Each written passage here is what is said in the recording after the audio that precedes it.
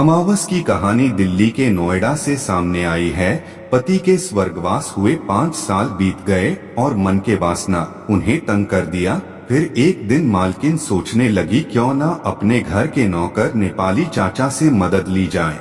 और जब रात के एक बड़े हिम्मत जुटाकर नौकर नेपाली चाचा के रूम के पास गई और बोली, ज्यादा मेरा सर में दर्द हो रहा है, चाय बना दो। नौकर को उसे कभी भी काम ले सकते हो। वह किचन में गया और चाय बनाकर लाया और मालकिन को पीने के लिए दिया। मालकिन बोली, चाचा मेरा कमर दर्द हो रहा है, क्या आप तेल से मालिश कर सकते हो कर?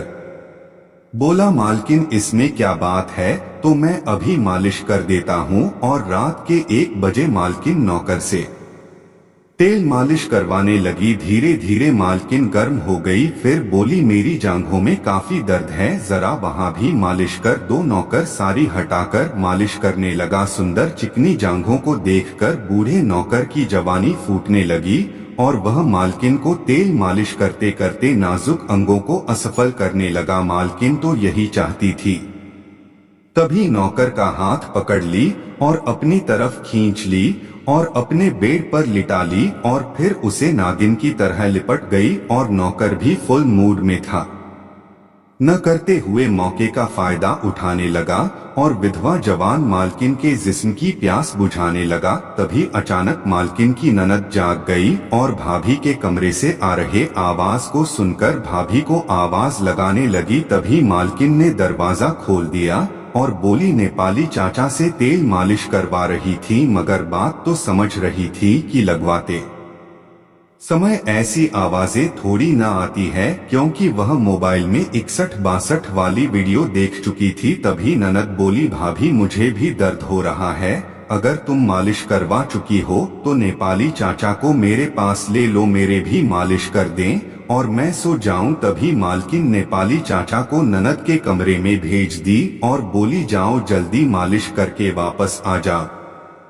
उधर मेहंत भी बहुत बेताब थी। हुआ, पहले पहले मेरे पीठ में मालिश करो। नौकर पीठ में तेल लगाकर मालिश करने लगा और धीरे धीरे नौकर की नीयत खराब हो गई और वह मेहंत के नाजुक अंगों में तेल मालिश करने लगा और ननद को उत्तेजित कर दिया। फिर दोनों 61-62 गेम खेलने के लिए मैदान में आ गए और गेम शुरू हो गया। मालकिन के कुमारी डीजे बजाने लगा। जब ज्यादा देर हुआ तो मालकिन देखने आई तो नौकर बंद कमरे में ननद के जिस्म की प्यास बुझा रहा था। मालकिन खोल से झांक कर देखा तो हैरान हो गई और जोर से आवाज लगाई। दोनों अपने अपने कपड़े पहने और दरवाजा खोल दिए। तभी भाभी ननद से बोली, भला क्या कोई ऐसा तेल मालिश करवाता है?